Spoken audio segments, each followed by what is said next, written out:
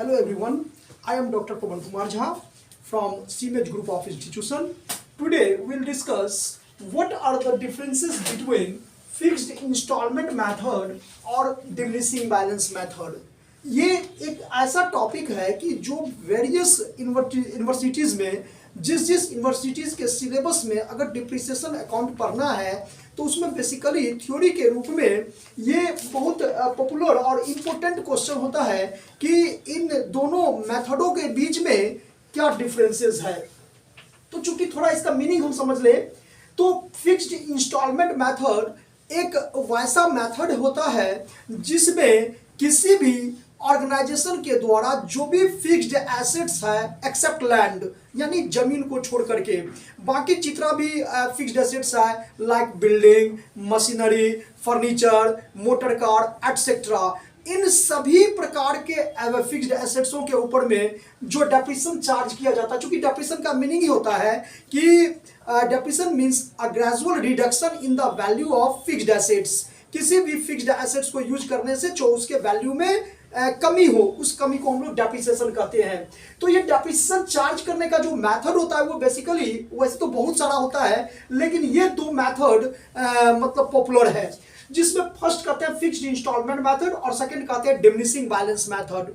Fixed instalment method को कई नामों से जाना जाता है, जैसे ओरिजिनल कॉस्ट मेथड या उसको इक्वल इंस्टॉलमेंट मेथड या उसको स्ट्रेट लाइन मेथड या उसको फिक्स्ड इंस्टॉलमेंट मेथड एटसेट्रा। ये 4-5 नाम है इसका। Diminishing balance method is also known as reducing balance method और retained on value method। तो इन दोनों मेथडों के बीच में जो बेसिक डिफरेंसेस है ये कहता है, फर्स्ट कहता है कि अमाउंट ऑफ डेप्रिसिएशन, यानी इस मेथड में जो डेप्रिसिएशन का अमाउंट होता है वो रिमेन द सेम, यानी सेम हर एक साल मतलब फिक्स होता है कि ऐसा ना कि इस साल 10,000 होगा, अगले साल 9,000 होगा और अगले साल क्या होगा 8,000 होगा, ऐसा कांस्टेंट नहीं, मतलब ये मतलब डिक्रीजिंग नहीं होता है, जैसे कि इसमें हर एक साल क्या होता है डिक्रीजिंग होता जाता है। तो अमाउंट ऑफ डेप्रिसिएशन जो है सो इसमें सेम होता है हर एक साल, जबकि उसमें हर एक साल फ्लक्चुएट करता है, मतलब डिक्रीजिंग होता चला जाता है।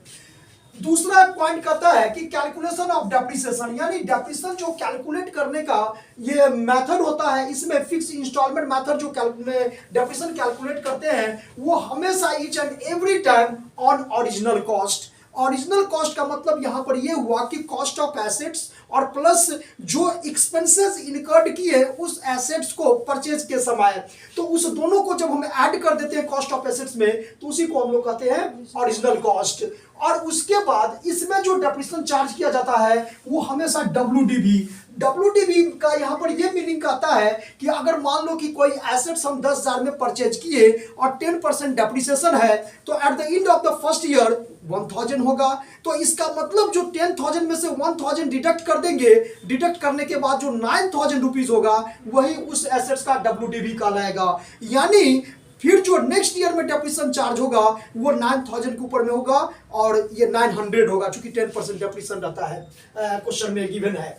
तो इस तरह से कहता है कि ये इसमें हर एक साल 10,000 पर 1,000 होगा डेप्रिसिएशन, जबकि इसमें फर्स्ट ईयर में 1,000 होगा, सेकंड ईयर में 900 होगा, फिर जब थर्ड ईयर में जाएंगे तो चूंकि 100 पर चार्ज करना है तो 800 मतलब 810 हो जाएगा डेप्रिसिएशन।